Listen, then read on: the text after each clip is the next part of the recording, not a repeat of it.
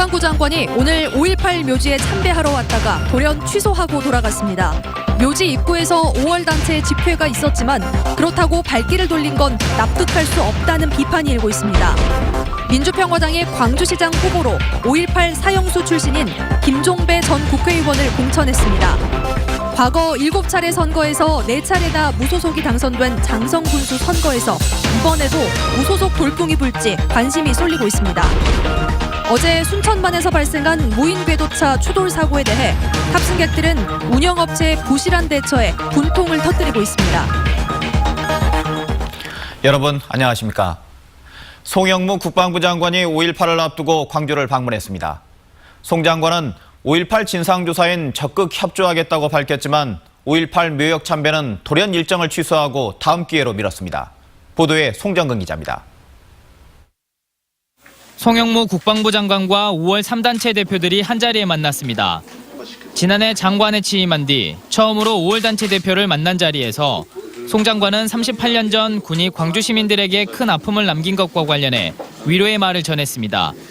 또 최근 부각되고 있는 5.18 성폭력 피해자 문제에 대해서도 여성가족부와 함께 조사를 진행하겠다고 밝히고 오는 9월 발족되는 진상규명위원회에도 적극 협조하겠다고 약속했습니다. 요즘에 신문에 나는 성문제, 폭행문제라든가 그 이외의 모든 문제는 하여간 명령백백하게 다 풀어내도록 하겠습니다. 이에 앞서 송 장관은 취임 이후 처음으로 5.18 국립묘지를 참배하기 위해 방문했다가 돌연 일정을 취소했습니다. 송 장관이 묘지에 도착했을 때 5월 단체 일부 회원들이 과거 5.18 왜곡 조직에 가담했던 서주석 국방부 차관의 사퇴를 촉구하는 집회를 벌이고 있었고 송 장관은 이를 광주 시민과 갈등 관계로 비춰질까 우려해 참배를 취소한 겁니다. 진상규명을 위한 약속을 하기 위해서 방문하실 예정이었습니다. 다만 오늘 그 방문이 기존의 목적과는 다르게 변질될 상황이 되어서 부득이하게 참석하지 못하게 되셨고 하지만 5.18 기념재단은 광주 시민들의 정서를 제대로 이해하지 못한 처사라며 유감의 뜻을 표했습니다. 충분히 있을 수 있기 때문에 그걸 감수하고 참배를 했어야 되지 않냐 이렇게 생각을 합니다. 한편 송 장관은 오는 5월 5.18 유가족들을 국방부로 초대해 이야기를 듣는 시간을 갖고 다음 기회에 광주를 방문해 5.18 국립묘지를 참배하겠다고 약속했습니다. MBC 뉴스 송정근입니다.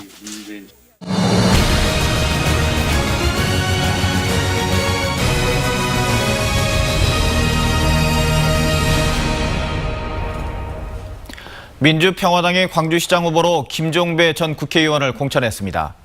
5.18 사형수 출신을 공천한 데는 의도가 있어 보이는데 뜻대로 될진 지켜봐야 할 것 같습니다. 보도에 윤군수 기자입니다. 민주평화당이 지방선거를 한 달 남겨놓고 광주시장 후보를 공천했습니다. 그동안 마땅한 후보를 찾지 못해서 공천이 무산되는 듯했지만 막판에 김종배 전 의원을 후보로 결정했습니다. 그동안 좀 많이 고사도 하셨고 했는데 저희들이 삼고초려도 했고. 지난 15대 때 전국구 국회의원을 지낸 김 전 의원은 5.18 당시 시민군으로 활동하다 계엄군에 붙잡혀 사형 선고를 받았던 일 때문에 5.18 사형수란 이미지를 갖고 있습니다. 민주평화당이 이런 김 전 의원을 광주시장 후보로 공천한 데는 다분히 의도가 있는 것으로 보입니다. 전두환 정권에서 청와대 행정관을 지낸 민주당의 이용섭 후보와 대립각을 세우겠다는 전략으로 풀이되는데 김 전 의원도 이를 굳이 숨기지 않았습니다. 광주시청에 전두환 정권에 협력했던 자의 사진이 걸리지 않도록 최선을 다하겠습니다. 평화당 후보의 가세로 광주시장 선거전은 4파전으로 치러지게 됐습니다. 평화당은 공천을 계기로 광주시장 선거 판도가 바뀌기를 기대하고 있지만 후보들 중에 출발이 가장 늦은 만큼 역전까지는 갈 길도 가장 멀어 보입니다. MBC 뉴스 윤문수입니다. 6.13 지방선거에서 더불어민주당이 가장 공들이는 곳 가운데 하나가 장성군수 선거구입니다. 민주당의 텃밭이라는 말이 무색할 정도로 무소속 후보가 당선된 경우가 많았고 재선에 도전하는 현직 군수 역시 무소속 출마를 선언했기 때문입니다. 이계상 기자입니다. 장성군수 선거는 민주당 공천을 받은 윤시석 예비후보와 재선에 도전하는 무소속 유두석 예비후보의 맞대결 구도로 펼쳐지고 있습니다. 윤시석 후보는 장성군 의회와 전라남도 의회 활동을 바탕으로 장성의 발전 대책을 세웠고 집권 여당 후보라는 것을 강점으로 내세우고 있습니다. 문재인 정권과 이낙연 총리와 함께 손잡고 일할 힘있는 군수가 분명히 우리 지역에서 탄생하리라고 믿습니다. 이에 맞서는 유두석 후보는 민선 6기 장성 발전의 기틀을 마련했다며 행정 경험과 중앙 인맥이 탄탄하다는 점을 부각시키고 있습니다. 다시 한번 국민의 선택을 받기 위해 재선에 도전합니다. 땀 흘리는 군수가 되겠습니다. 잘 지켜봐 주시고 성원해 주십시오. 주요 공약을 들여다보면 윤시석 후보는 KTX 장성역 정차와 장성 톨게이트 위치 변경 등을 통해서 장성의 발전을 이끌겠다고 약속했고, 유두석 후보는 황룡관 국가정원 지정과 고려시멘트 이전 등을 통해 장성의 지형을 바꾸겠다는 포부를 밝혔습니다. 재보궐선거를 포함해 7차례 진행된 장성 군수 선거에서 유권자들은 4번이나 무소속 후보를 선택했습니다. 어느 때보다 민주당의 지지율이 높은 가운데 치러지는 이번 6.13 지방선거에서 유권자들은 누구의 손을 들어줄지 주목받고 있습니다. MBC 뉴스 이계상입니다.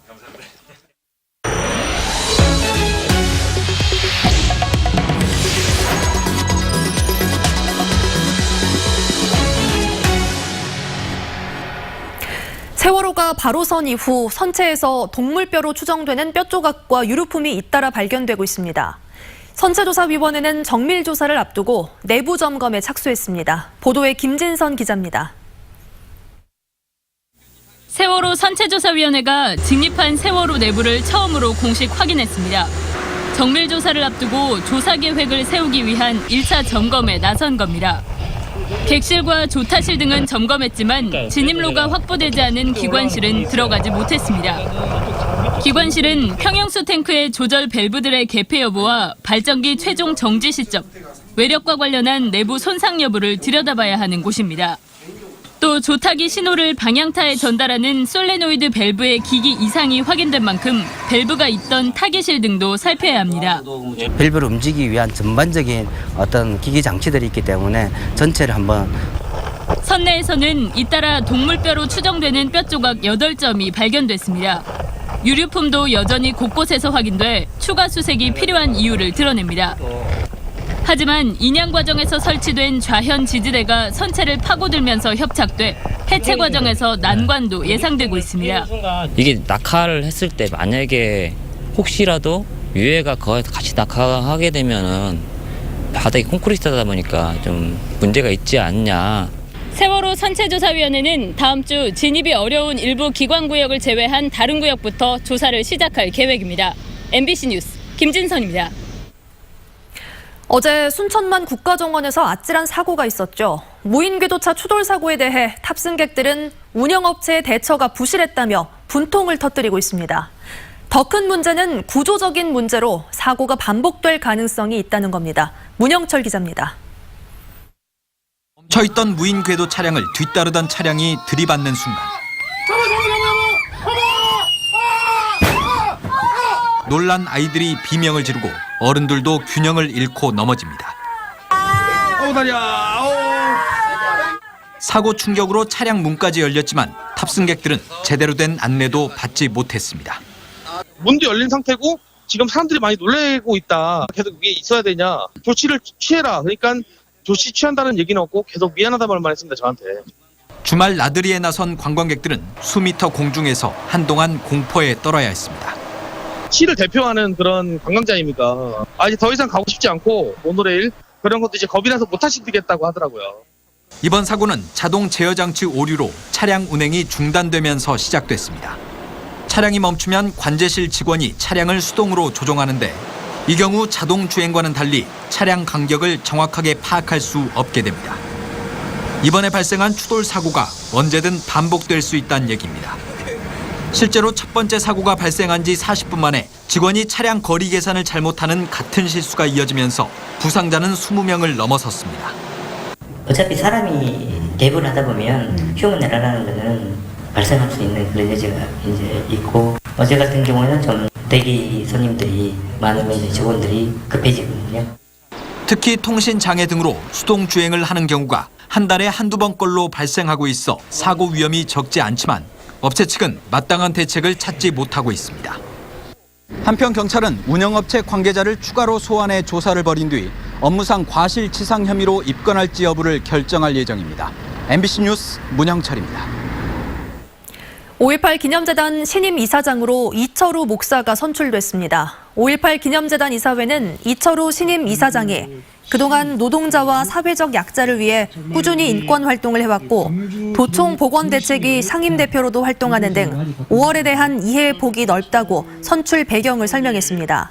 깊은 갈등을 겪어온 5.18 기념재단과 광주 시민단체들은 광주시가 참여한 가운데 4차례 회의를 통해 이철우 목사를 이사장으로 추천한 바 있습니다.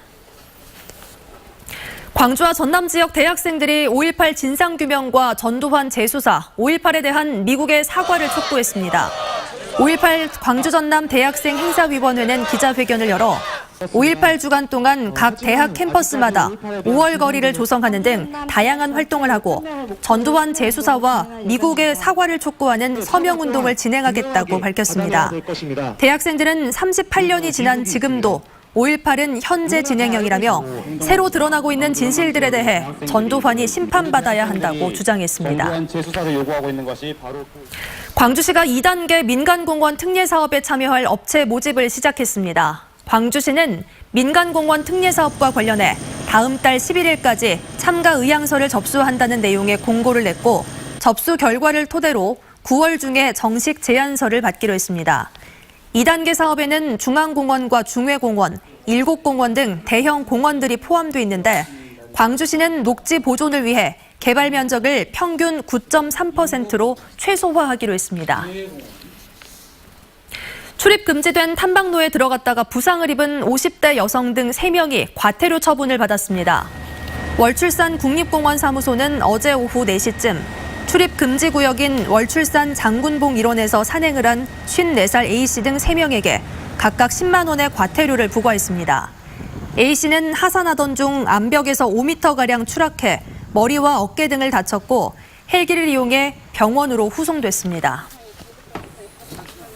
전라남도 선거관리위원회는 선거 구민에게 음식물을 제공하고 불법 인쇄물을 배부한 혐의로 광양시장 선거 입후보 예정자인 A씨를 검찰에 고발했습니다. A씨는 지난해 12월부터 모두 4차례에 걸쳐 노인복지회관 회원들에게 60만 원 상당의 음식물을 제공하고 예비후보자로 등록하지 않은 상태에서 예비후보라고 적힌 명함을 유권자들에게 나눠준 혐의를 받고 있습니다. 민주당 광주시당이 경선을 통해 결정한 시의원 청년 비례대표에 대해 청년단체들이 자격 박탈을 요구했습니다. 상상실현 네트워크를 비롯한 청년사회단체들은 청년 대표로 선출된 최모 씨가 SNS에 자신의 학력을 속이고 입찰 비리에 연루된 사실도 있다고 밝혔습니다.